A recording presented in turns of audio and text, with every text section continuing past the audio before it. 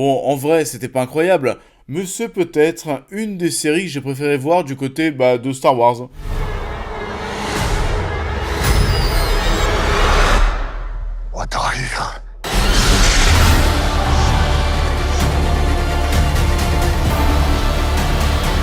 Bonjour à tous, j'espère que vous allez bien, on se retrouve aujourd'hui pour parler de The Acolyte, pour parler Star Wars. Parce que oui, c'est tout chaud, la saison vient de se terminer aujourd'hui. Il y a pas mal de choses assez épiques entre la fin de Star Wars, The Acolyte, la fin de la saison 4 de The Boys, on en parlera aussi. Et bien sûr, la semaine prochaine, Deadpool et Wolverine. Il y a pas mal de choses, comme je le disais, du coup assez épiques au niveau des séries, au niveau des films, mais aussi au niveau des jeux vidéo. Et on en parle dès maintenant, grâce au partenaire de la vidéo G2A. Avez-vous déjà entendu parler de G2A? Eh bien, laissez-moi vous présenter Get Your Adventure, votre destination ultime pour tout ce qui concerne le divertissement numérique. G2A est un terminal d'aventure qui offre du divertissement numérique, notamment des logiciels, des jeux vidéo, des cartes cadeaux pour Amazon, Netflix, Tinder et bien plus encore. On est mais absolument partout. Et c'est déjà très alléchant sur le papier, et le meilleur dans tout ça, c'est qu'ici, tout est accompagné de réductions épiques. Ça, c'est bien cool. Ah oui. Et comme je vous le disais, en ce moment c'est l'événement, nous sommes dans l'Epic Weekly Sale. On le sait, mais dorénavant, acheter un jeu vidéo ça peut coûter assez cher, 70, 80 euros par exemple. Voilà, ça fait du bien de passer par G2A. On a aujourd'hui plein de belles offres gaming dans tous les sens, plein de jeux à prix réduit, et c'est pas tout. Il y a en plus 2 codes de réduction qui sont disponibles. Weekly Sale pour avoir moins 12% sur ordinateur et application, mais aussi Weekly Sale app pour avoir moins 15% mais qui ne fonctionne que sur application mobile. En plus, vous recevez vos jeux instantanément, il n'y a aucune attente. On peut se lancer du coup dans une nouvelle aventure dès le bouton achat. C'est vraiment super top, donc si vous êtes prêts pour ce voyage incroyable, je vous invite à vous plonger sur tout ça afin d'améliorer votre collection de jeux notamment. Le lien pour rejoindre le terminal d'aventure et profiter de ces opportunités est en description de vidéo. Donc, n'hésitez pas à découvrir G2A.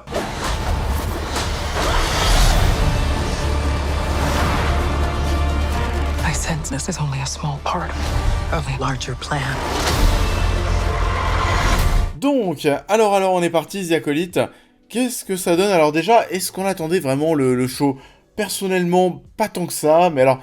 Je pense qu'il y avait quand même certaines attentes, alors me concernant et concernant aussi les fans de Star Wars, il y a même des gens qui sont pas forcément fans, on voulait, voilà, voir autre chose que les Skywalker, qu'on s'écarte un peu d'eux, et enfin ça arrive. On est ici plus d'une centaine d'années, il me semble, avant la menace fantôme, donc voilà, on est avant les films Star Wars, et du coup... Il n'y a pas les Skywalker, comme on était en train de le dire, et on est au moment où les Jedi sont un peu au top. Au global, on va voir autre chose, et c'est finalement une période qu'on avait hâte de voir en série, en film. On y est, même si voilà, The Acolyte, il n'y avait pas non plus de grosses attentes en termes de qualité, parce que malheureusement, les séries Star Wars, c'est pas la grande forme généralement, et je pense que oui, de toute façon, c'est pour ça que je n'avais pas d'énormes attentes sur The Acolyte, parce que les séries Star Wars, voilà, vous suivez la chaîne, ça ne me plaît pas beaucoup. Et je vous jure, à part les 2 premières saisons de The Mandalorian et Andor, il n'y a pas grand chose à retenir, et ce qui est étonnant ici, alors... On va y venir, du coup on y vient, et comme je le disais en introduction de vidéo, The Acolyte, c'est pas la série que j'ai le plus détestée, et c'est peut-être dommage en effet qu'en termes de communication, voilà, que ce soit pas vendu comme, voilà, un gros truc Star Wars, c'est pas Kenobi, c'est pas Ahsoka, alors bon, Ahsoka on l'a pas vendu non plus comme Kenobi, mais ce qui est étonnant, c'est qu'on a l'impression qu'il y a plus d'ambition dans ces séries, dans Andor, dans The Acolyte, qui n'étaient pas forcément des shows que les gens attendaient, alors que Kenobi, Ahsoka, Boba Fett, alors j'ai oublié Boba Fett, ça, on était dans du foutage de gueule. Donc c'est arrivé sur la pointe des pieds, je ne pense pas que ce soit si visionné que ça. De toute façon, aujourd'hui, les séries Disney+, on le sent, on commence à être déjà hein, sur le fond du panier. Et je sais pas, mais lorsque la plateforme est arrivée, alors oui, côté Star Wars, il y a eu du The Mandalorian, on a vendu le projet Kenobi. Du côté de chez Marvel, il y avait quand même le soldat de l'hiver, le Faucon, le WandaVision, Loki, enfin voilà quoi, il y avait quand même des grosses têtes. Là aujourd'hui, on arrive sur des Echo, sur des The Acolytes, sur des Agatha, je sais pas quoi, qui arrivent bientôt. En termes de personnages, on est un petit peu sur des choses qui sont bien moins intéressantes que les premiers projets, c'est bien moins stimulant. Ça m'étonnerait tellement pas en fait qu'il y ait de plus en plus de personnes qui se désabonnent de Disney+. Et pourtant, c'est peut-être dommage parce que, voilà, je le répète, The Acolyte, j'ai pas trouvé ça alors... Je vais pas vous dire aussi que j'ai pas trouvé ça dégueulasse, parce que forcément, quand tu vois avec ce qu'il y a, quand tu vois House of Dragon qui est diffusé en même temps, voilà, la différence se fait quand même clairement ressentir. On va revenir sur ce comparatif, mais voilà, comparativement aux autres séries Star Wars qu'on a eues, il y a un petit côté rafraîchissant qui n'est pas déplaisant. J'attends vos commentaires pour savoir ce que vous en pensez depuis le début. Je sais pas du tout si ça plaît, j'ai pas vu grand chose à part que oui, c'est très woke, que le casting est très diversifié, etc., etc. Il y a une tonalité mine de rien qui est assez sérieuse qui se met en place, pas non plus comme Andor, mais voilà, on est dans quelque chose qui va être entre Andor et The Mandalorian par exemple. Donc voilà, une tonalité qui se fait ressentir au niveau des dialogues, au niveau du développement des personnages, mais aussi au niveau de l'image, au niveau de la photographie. Et du coup, tout ça, c'est vrai que ça me plaît bien plus, c'est plus mature, et on ressent même aussi un peu plus cette maturité au niveau de la mise en scène. Là aussi, on va comparer bien sûr avec les autres shows Star Wars qu'on a eu précédemment. Les scènes d'action, alors oui, même si la réalisation, la mise en scène est assez classique, c'est assez standard en soi dans les grandes lignes, on va dire ça comme ça, mais c'est bien plus punchy. On a eu des choses, je sais pas si vous vous en souvenez, mais dans Ahsoka, dans d'autres séries Star Wars, où les combats au sabre laser notamment, tu sens qu'il y a rien de punchy, on sent vraiment que les personnages sont en train de presque danser, mais voilà, il n'y a pas de cette volonté de presque de faire mal à son adversaire. Là, quand même, c'est bien plus punchy, je le disais, c'est bien plus féroce. On ressent, voilà, qu'il y a des enjeux derrière ces combats. Alors malheureusement, la réalisation assez classique va pas donner, vous savez, ce petit truc en plus qui va faire que ces scènes d'action vont vraiment être marquantes. Mais au moins c'est mieux que dans les autres séries. Et au niveau des acteurs, ça passe aussi plutôt bien. L'actrice principale, je l'ai trouvée plutôt cool. Alors il y a des moments où ça joue pas très bien, mais voilà, doit quand même tenir ce double rôle et à sentir, voilà, quand même plutôt pas mal. Parce que oui, il y a beaucoup de choses, pour ne pas dire quasiment tout, qui va tourner autour de ces deux femmes. On a même malheureusement...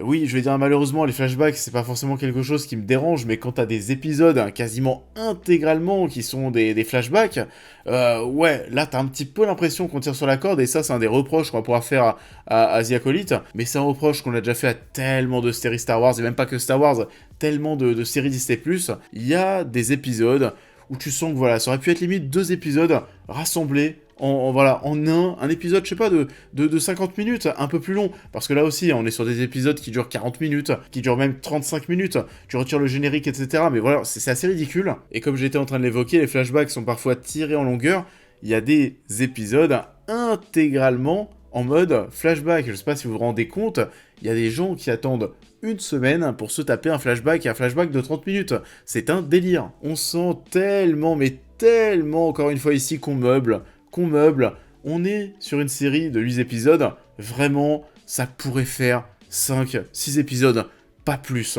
On meuble tellement pour étirer la série, pour faire en sorte que les gens restent abonnés sur Disney+, pour mater tous ces contenus Star Wars et Disney, qui sont, comme je le disais, plus forcément si intéressants que ça. Donc ouais, ça c'est un des défauts majeurs de ce nouveau show, on se répète avec les autres séries, mais voilà, on sent qu'il n'y a pas grand chose à raconter, on sent qu'on va être là pour placer quelques petites billes pour la suite, pour voir d'autres choses autour de cette période, même si le scénario est plutôt pas mauvais, plutôt mystérieux. Moi j'ai bien aimé finalement cette ambiance, ce scénario presque à tiroir, on va découvrir des choses au fur et à mesure, sur ces personnages, il y a du mystère. En plus ces personnages sont plutôt cool à suivre, on parlait de ces deux femmes, il y a aussi le mec de Squid Game qui est là, qui est vraiment top, qui est calme, qui dégage un certain charisme, une certaine sagesse, c'est vraiment un mec qui est très plaisant à suivre. On a aussi, attention, Daphne Keane qui est ici pas pour un grand rôle, mais qui est quand même de retour après Logan, enfin voilà, de retour, je sais pas si elle a fait d'autres choses, j'imagine qu'elle a fait d'autres choses depuis Logan, mais alors personnellement, je ne pense pas l'avoir revue depuis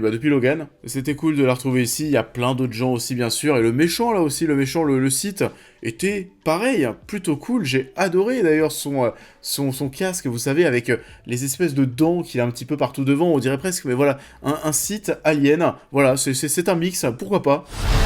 I'll change everything. And pull it. Puis ça fait du bien aussi, il faut le dire, de ne pas avoir quelque chose qui va simplement se reposer sur du fanservice. Du fanservice, il y en a un petit peu, mais alors sur des choses que les fans de Star Wars vont voir. Sinon oui, alors le tout dernier plan de la saison, oui, là on est dans du gros fanservice et on te tease des choses pour la suite. Personnellement, une saison 2, pourquoi pas, même si je veux pas attendre ça avec autant d'impatience que la partie 2 d'Andor. La partie 2 d'Andor, j'attends beaucoup. Le final de cette première saison de The Acolyte, il est plutôt cool, il y a de la tension, il y a des affrontements de tous les côtés, il y a des liaisons, il y a des retournements de situation, etc. etc. Voilà, au global, il y a des choses qui fonctionnaient plutôt pas mal. Et donc ouais, au-delà de tout ça, même si les personnages sont plutôt cool, même si j'ai bien aimé la tonalité, même si j'ai trouvé ça un petit peu rafraîchissant par rapport au reste, bon, est-ce que ça en fait vraiment une grosse série, une grande série ? Pas vraiment, déjà en termes de durée, parce que bon, on l'a dit, hein, que des épisodes de 30 et 40 minutes, c'est pas forcément ce qui fait le plus sérieux, ce qu'il y a de plus sérieux. Et même à côté de ça, ce qui est, mais alors là, vraiment totalement ridicule, c'est la honte. Dites-vous que ces épisodes, les épisodes de The Acolyte, coûtent plus cher en termes de budget que des épisodes d'House of the Dragon. Je sais pas si vous vous rendez compte à quel point c'est n'importe quoi. Comment des épisodes d'House of the Dragon qui sont mieux écrits, qui sont plus jolis à regarder, les effets spéciaux sont meilleurs, etc., etc., qui sont plus longs aussi, bah ça aussi, c'est vrai que la durée, ça joue. Comment des épisodes d'House of the Dragon peuvent avoir comme budget 20 millions de dollars, et les épisodes de The Acolyte 22 millions, c'est pas possible. On l'a dit, mais maintes et maintes fois, il y a du blanchiment d'argent du côté de chez Disney. Donc oui, voilà, c'était une petite vidéo pour vous dire ce que j'ai pensé de The Acolyte. C'est pas la grande joie, mais c'est pas non plus la catastrophe. Dites-moi ce que vous en avez pensé en commentaire. En tout cas, pour ma part, j'ai préféré ça à Ahsoka, Boba Fett, Kenobi et compagnie. Et alors ça, c'était pas gagné.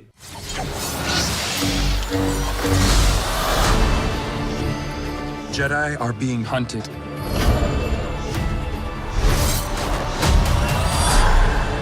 Et ça en est tout pour cette vidéo, j'espère qu'elle vous aura plu comme d'habitude, je vous invite à la liker, à la partager, à me dire en commentaire ce que vous avez pensé de l'œuvre en question, à vous abonner et à me suivre sur l'intégralité de mes réseaux pour toutes les news et réactions à l'actualité, mais aussi à devenir membre soutien si vous souhaitez soutenir mon travail. Et on va se retrouver très vite sur la chaîne pour cette prochaine critique.